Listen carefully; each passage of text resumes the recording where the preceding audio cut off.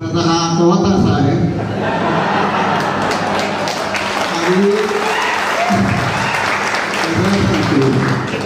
8व्या तासाला चोळून असते तिकडं मदारी बाबा घंटेजवळ जाऊन असा उभा राहिलेला असतो बरोबर आहे का आणि निम्मी मुलं खिडकीतनं मदारी बाबा केव्हा फेल देते तिकडे लक्ष आहे आणि आम्ही आपलं इकडे फळ्याकडे तुटून वाजवत असतो. तर एकच सांगतो की भूगोलाचा विषय आहे. सगळ्या नद्या डोंगरात उगम पावतात. ह्याला ती येते त्याला ती मिळते त्याला ती मिळते. भावार्थ मोठा आहे बरं काय का लक्षात घ्या. नद्या एकमेकाला मिळतात आणि शेवटी त्या समुद्राला जाऊन मिळते. तसं आपलं सुद्धा तसंच आहे.